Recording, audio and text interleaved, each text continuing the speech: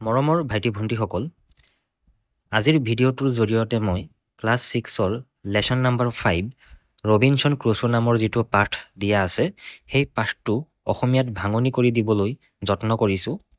তোমালোকে যাতে সহজতে বুজি পোৱা আৰু পাঠটো যাতে পিছলৈ মনত থাকে তাৰ কাৰণে মই পাঠটোত কিছুমান ফটো সংলগ্ন কৰি গৈছোঁ লগে লগে।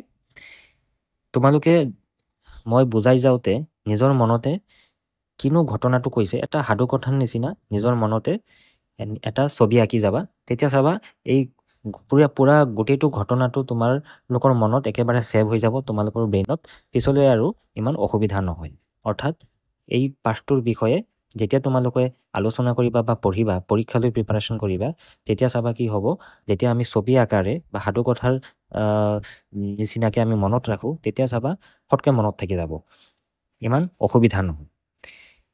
গতিকে ব'লা আজিৰ পাঠটো আৰম্ভ কৰোঁ। আমাক ইয়াতে লিখিছে, let's read about an adventurer Robinson Crusoe. ব'লা আমি ৰবিনসন ক্ৰুছো নামৰ এজন অভিযানকাৰীৰ বিষয়ে পঢ়োঁ। Let's read what happen to him one day. ব'লা আমি পঢ়ি চাওঁ যে এদিনাখন তেওঁৰ লগত কিনো হৈছিল। এতিয়া চোৱা, ইয়াতে প্ৰথমটো বাক্য দি আছে যে ৰবিনসন ক্ৰুছো ৱাজ এন এডভেঞ্চাৰাৰ। অৰ্থাৎ ৰবিনসন ক্ৰুছো এগৰাকী কি আছিল, অভিযানকাৰী আছিল। আৰু কেনেকুৱা অভিযানকাৰী? দুঃসাহসিক অভিযানকাৰী। ইয়াতে এডভেঞ্চাৰ মানে হৈছে দুঃসাহসিক কাৰ্যকলাপ বা এনেকুৱা কাম যিবিলাক মানে কি থাকে, তোমালোকৰ ৰিস্ক থাকে, যিবিলাক কৰিবলৈ ভয় লাগে বা যিবিলাক কাম সাধাৰণ মানুহে ফটকৈ নকৰে, সেইবিলাক কৰিবলৈ আমাৰ কি লাগিব? অলপ সাহস লাগিব। গতিকে ৰবিনসন ক্ৰুছো নামৰ যিজন ব্যক্তি আছিল, তেওঁ আছিল অলপ সাহসী ব্যক্তি আৰু দুঃসাহসিক কাম কৰি ভাল পোৱা মানুহ। এতিয়া এডভেঞ্চাৰ বুলি ক'লে কোনবোৰ কামনো আমি বুজি পাম? এতিয়া ধৰা তোমালোকে কোনোবাই বাইক ট্ৰিপত গৈছা লাডাখলৈ, অকলশৰে তোমালোকে যাত্ৰা কৰিছা, সেইটো এটা এডভেঞ্চাৰ হ'ব পাৰে। কোনোবাই পাহাৰ বগাইছে, সেইটো এটা এডভেঞ্চাৰ হ'ব পাৰে। কোনোবাই সাগৰৰ তলিত তোমাৰ ড্ৰাইভ কৰিছে, সেইটো এটা এডভেঞ্চাৰ হ'ব পাৰে। কোনোবাই বাইকৰ ষ্টাণ্ট কৰিছে, সেইটো এটা এডভেঞ্চাৰ হ'ব পাৰে। কাৰণ এইবোৰ কাম আমি সহজতে আমাৰ সাধাৰণ মানুহে নকৰে। এইবোৰ কৰিবলৈ ৰিস্ক আছে, ক'ৰবাত দুখ পোৱাৰ ৰিস্ক আছে, কেতিয়াবা মানুহৰ মৃত্যু হয় এইবিলাক কৰিবলৈ গৈ। গতিকে এই ধৰণৰ যিবিলাক কাম কাজ আছে এইবোৰ হৈছে এডভেঞ্চাৰ। মই এতিয়া কেইটামান ফটো লগাই দিছোঁ চোৱা, এইবিলাক যিবোৰ তোমালোকে দেখিবলৈ পাইছা এইবোৰ হৈছে দুঃসাহসিক কাম বা আমি এডভেঞ্চাৰ বুলি ক'ব পাৰোঁ। ইয়াতে চোৱা, প্ৰথম ফটোখন মই লগাইছোঁ যে চাইকেলৰ ষ্টাণ্ট কৰি আছে। গতিকে ই এক ধৰণৰ এডভেঞ্চাৰ, কাৰণ এইবোৰ আমাৰ সাধাৰণ মানুহে নকৰে। যিসকলে কৰেতো কৰে, কিন্তু আমি সকলোৱেতো এইবোৰ নকৰোঁ, চাইকেলটো চবেই চলাওঁ। গতিকে ই এক ধৰণৰ এডভেঞ্চাৰ। পিছৰ ফটোখনলৈ মন কৰা, ইয়াতে মই কি দেখুৱাইছোঁ যে এখন বাইক থিয় হৈ আছে, অৰ্থাৎ কোনোবা বাইক ট্ৰিপত গৈছে। এনেকুৱা আজিকালি গৈ থকা আমি দেখা পাওঁ, বাইক ট্ৰিপত মানুহে কাশ্মীৰ, লাডাখ, তোমাৰ ছিকিম এনেকুৱা ঠাইলৈ অকলে যায়, গ্ৰুপতো যায়। তোমালোকেও ডাঙৰ হ'লে যাব পাৰিবা। গতিকে ইও এক ধৰণৰ আমাক বেলেগ ধৰণৰ অভিজ্ঞতা দিয়ে। সিও এক ধৰণৰ দুঃসাহসিক কাম, সিও এক এডভেঞ্চাৰ বুলি ক'ব পাৰোঁ আমি। এখন ফটোত চোৱা, সাগৰৰ তলিত ডাইভ কৰিছে, গতিকে ইও এক প্ৰকাৰৰ এডভেঞ্চাৰ। আমি সকলোৱে সাঁতুৰিব নাজানিলেও যিসকলে জানে, চবে তেনেকৈ সাগৰৰ তলিত যাবলৈ সাহস নকৰোঁ। গতিকে সি এডভেঞ্চাৰৰ ভিতৰতে পৰে। অনেষ্টলি ক'বলৈ গ'লে মইতো সাঁতুৰিবই নাজানো। যদিও আমি অসম দেশৰ মানুহ, যদিও আমাৰ বানপানীগ্ৰস্ত অঞ্চলৰ মানুহ, তথাপি পানীলৈ ইমান ভয় লাগে যে মই সাঁতুৰিবও নাজানো। এতিয়ালৈকে শিকাও নাই, কেতিয়াও যোৱা নাই। কেতিয়াবা পানীত পৰিলে ভাবোঁ আৰু মৰিয়ে থাকিম আৰু। গতিকে ইও এক প্ৰকাৰৰ এডভেঞ্চাৰ। এখন ফটোত চোৱা, ৰছীৰ সহায়ত পাহাৰ বগাইছে। গতিকে এইবোৰ কামো এডভেঞ্চাৰ, দুঃসাহসিক কাম, কাৰণ সকলোৱে আমি এইবোৰ কৰিব নোৱাৰোঁ। গতিকে ইও এক প্ৰকাৰৰ এডভেঞ্চাৰ। গতিকে মই ভাবোঁ যে তোমালোকে অলৰেডি বুজি পাইছা যে এডভেঞ্চাৰ মানেনো কোনবোৰ কামক বুজোৱা হয়। এতিয়া পিছৰ লাইনটো চোৱা, হি ৱেণ্ট অন ছেভাৰেল ভয়েজেছ। মানে তেওঁ ৰবিনসন ক্ৰুজোৰ কথা কৈছে, তেওঁ কেইবাবাৰো সাগৰীয় যাত্ৰা, ভয়েজ মানে হৈছে সাগৰীয় যাত্ৰা, কেইবাবাৰো সাগৰীয় যাত্ৰাত তেওঁ অংশগ্ৰহণ কৰিছিল বা গৈছিলে। Unfortunately during one voyage the ship in which he was voyaging was destroyed. কিন্তু আনফৰ্চুনেটলি মানে হৈছে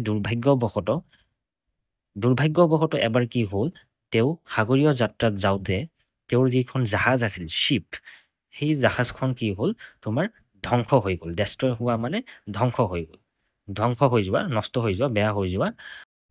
ইয়াতে এটা শব্দ তোমালোকে মন কৰা, শ্বিপ, SHIP। এই শিপৰ অৰ্থ হৈছে জাহাজ মানে পানী জাহাজ আৰু আমাৰ আৰু এটা শিপ ৱৰ্ড আছে যেটো হৈছে HHEEP যাৰ অৰ্থ হৈছে ভেড়া গতিকে উচ্চাৰণ একে যদিও দুটাৰ বানান বেলেগ আৰু অৰ্থ বেলেগ গতিকে তোমালোকে এই ক্ষেত্ৰত কেতিয়াও কনফিউজ নহবা পিছৰ শাৰীটোত কি কৈছে চোৱা luckily Robinson Crusoe reached an island safely অৰ্থাৎ ৰবিনসন ক্ৰুজোৰ নাওখন বা জাহাজখন যদিও ধ্বংস হৈছিলে বা নষ্ট হৈ গৈছিলে তথাপি তেওঁ কি সৌভাগ্যবশত এখন ওচৰতে থকা এখন দ্বীপত গৈ উপস্থিত হ'ল নিৰাপদে গৈ উপস্থিত হ'ল এতিয়া তোমালোকে আইলেণ্ড বা দ্বীপ মানে বুজি পোৱা নে কাক কয় দ্বীপ বা আইলেণ্ড হ'ল এনেকুৱা ঠাই য'ত কি হয় চাৰিওফালৰ পৰা পানীৰে আগুৰি থাকে মই চোৱা ফটো এখন লগাই দিছোঁ এখন হৈছে এখন দ্বীপৰ ফটো য'ত চাৰিওফালে কি পানীয়ে আগুৰি আছে অৰ্থাৎ দ্বীপ মানে হ'ল এনেকুৱা ঠাই বা ভূখণ্ড য'ত চাৰিওফালৰ পৰা পানীয়ে কি কৰে আগুৰি থাকে তাৰ পিছৰ শাৰীত কি কৈছে চোৱা হি স্পেণ্ড 28 years there অৰ্থাৎ ৰবিনসন ক্ৰুজোই 28 বছৰলৈকে সেই নিৰ্জন দ্বীপত বাস কৰিছিলে বা সেই নিৰ্জন দ্বীপত তেওঁ সময় অতিবাহিত কৰিছিলে surviving on that island was not less than an adventure for him আৰু তেনেকুৱা এখন নিৰ্জন দ্বীপত অকলশৰে জীয়াই থকাটো তেওঁৰ কাৰণে কোনোপধ্যেই দুঃসাহসিক কামতকৈ কম নাছিলে অৰ্থাৎ সেইটো তেওঁৰ কাৰণে এটা দুঃসাহসিক অভিযান স্বৰূপ আছিলে হয় দিয়াচোন আমি যদি ভাবি চাওঁ আমাৰ যদি এনেকুৱা কেতিয়াবা পৰিস্থিতি হয় যে কোনোবা এখন ঠাইত দ্বীপৰ কথা মই বাদেই দিলোঁ অকলশৰে থাকিব লগা হয় য'ত মানুহ নাই আমাৰ খাবলৈ একো ব্যৱস্থা নাই কোনো ধৰণৰ কমিউনিকেশ্যন ছিষ্টেম নাই যে মোবাইল ফোন আছে বা তোমাৰ ৰেডিঅ' আছে টিভি আছে বা চিঠি লিখাৰ উপায় আছে একো নাই এনেকুৱা এখন ঠাইত আমি অকলশৰে থাকিব পাৰিম জানো গতিকে যদিহে আমি পাৰোঁ সেইটো কি হ'ব আমাৰ কাৰণে এটা কি হ'ব এডভেঞ্চাৰ হ'ব যিটো নেকি ৰবিনসন ক্ৰুজোই তেওঁৰ সেই সময়ত যেটো ভয়েজত গৈছিল তাতে গৈ তেওঁ এক্সপিৰিয়েঞ্চ কৰিছিল আৰু কি কৈছে তেওঁ 28 বছৰ কাল সেই দ্বীপত অকলে বাস কৰিছিল তাৰপিছত কৈছে হিজ ডেইজ ৱেৰ ইভেণ্টফুল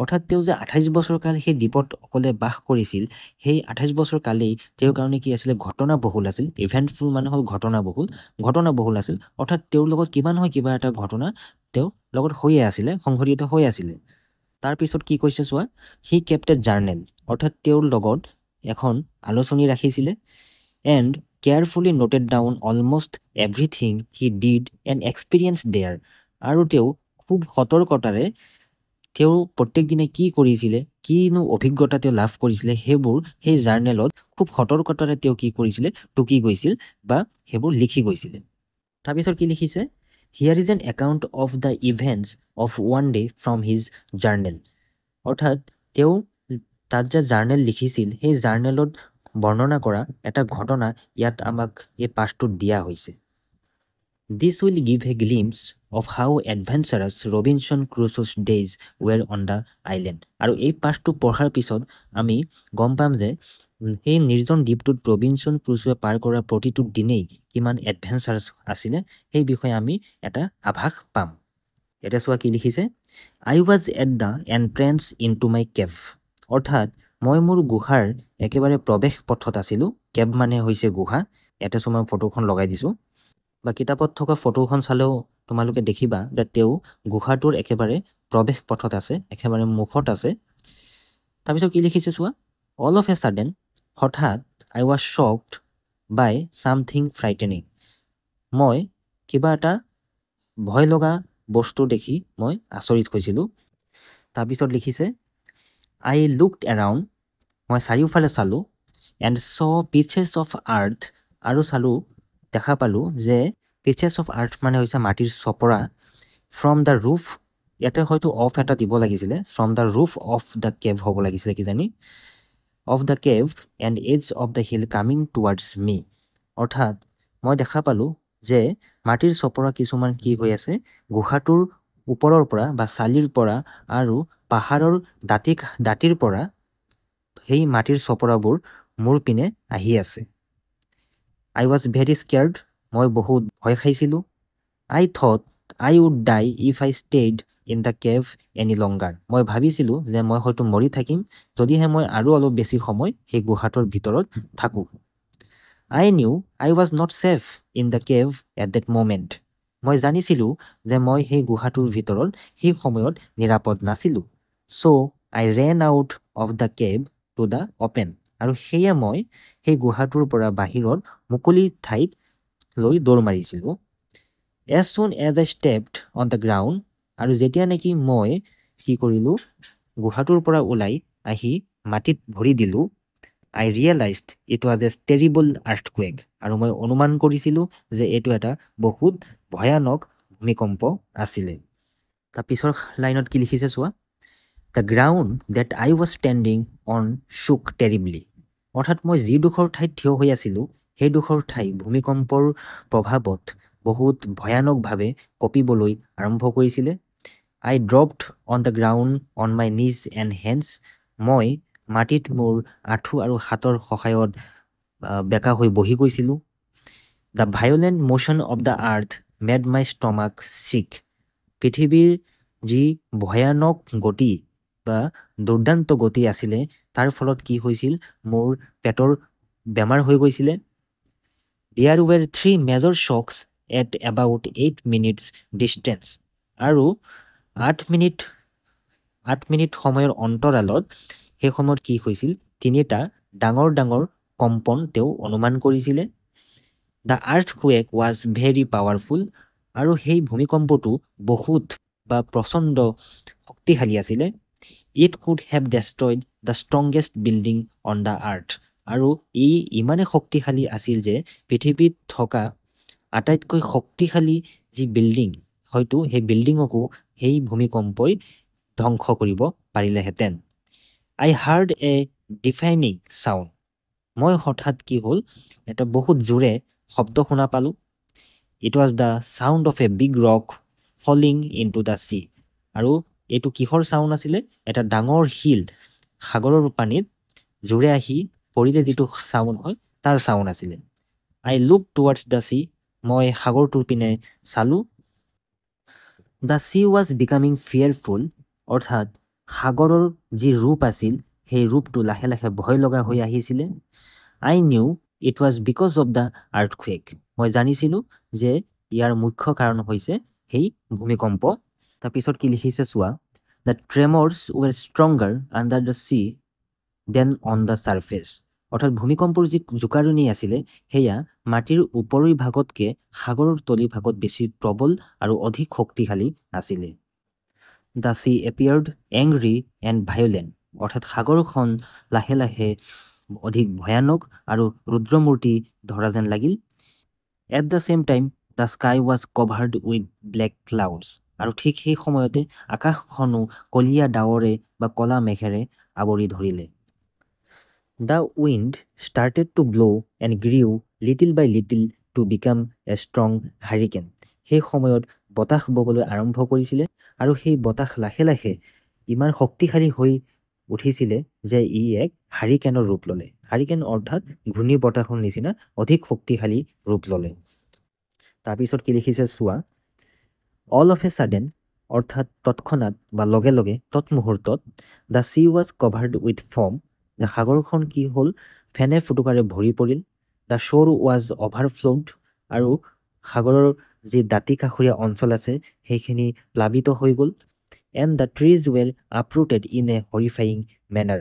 আৰু গছ গছনিবোৰ বহুত ভয় লগা ধৰণে উভালি পৰি গ'ল বা পেলাই দিয়া হ'ল। What a fearful sight it was. কি যে ভয় লগা দৃশ্য আছিলে এয়া। The storm weakened after a few hours. আৰু কেইঘণ্টামান পিছত সেই ধুমুহাজাক লাহে লাহে শান্ত হ'ল। But that did not bring me any relief.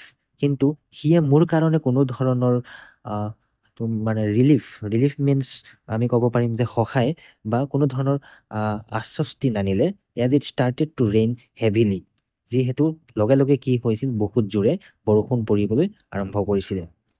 I went in and sat down in my tent.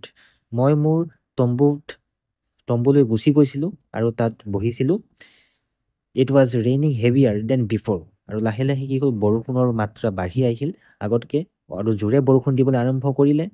I decided to go to the cave. আৰু মই পিছত মোৰ গুহালৈ উভতি যাবলৈ সিদ্ধান্ত কৰিলোঁ। তাৰপিছত কি কৈছে চোৱা, I sat in the cave cautiously. অৰ্থাৎ মই সতৰ্কতাৰে বা সাৱধানতাৰে মই মোৰ গুহাত বহি আছিলোঁ। There was no more shocks. আৰু কোনো ধৰণৰ তেতিয়া কম্পন মই অনুভৱ কৰা নাছিলোঁ। I felt safe. মই নিৰাপদ অনুভৱ কৰিছিলোঁ। I told myself. মই নিজকে কৈছিলোঁ what an adventure I had today. আজিৰ দিনটো কি যে দুঃসাহসিক অভিযান মোৰ কাৰণে আছিলে। I must celebrate my survival of the day. ইমান বিপদৰ পিছত বা ইমান বাধা বিঘিনিৰ মাজতো মই যে জীয়াই আছোঁ আজিৰ দিনটোত, গতিকে সেই দিনটো মই আজি উদযাপন কৰিব লাগে। It was indeed an adventure of a very different kind. অৰ্থাৎ ই বাস্তৱিকতে এক দুঃসাহসিক অভিযান আছিলে। অৰ্থাৎ ই এক বেলেগ ধৰণৰ দুঃসাহসিক অভিযান আছিল বাস্তৱিকতে। এইখিনিয়ে আছিলে ৰবিনসন ক্ৰুজো নামৰ পাঠটোৰ অসমীয়া ভাঙনি। মই যিমানখিনি পাৰোঁ তোমালোকক সহজ ভাষাত বুজাবলৈ মই যত্ন কৰিছোঁ। যদিহে ভিডিঅ'টো ভাল লাগিছে তেতিয়াহ'লে মোৰ চেনেলটো ছাবস্ক্ৰাইব কৰিব নাপাহৰিবা। আগন্তুক দিনত এনেকুৱা ধৰণৰ ভিডিঅ'বোৰ মই লৈ আহি থাকিম। তোমালোকে চেনেলটো ছাবস্ক্ৰাইব কৰিবা আৰু লগৰ বন্ধু বান্ধৱী সকলোকো শ্বেয়াৰ কৰিবলৈ নাপাহৰিবা। ধন্যবাদ। পিছৰ ভিডিঅ'ত সোনকালে লগ পাম।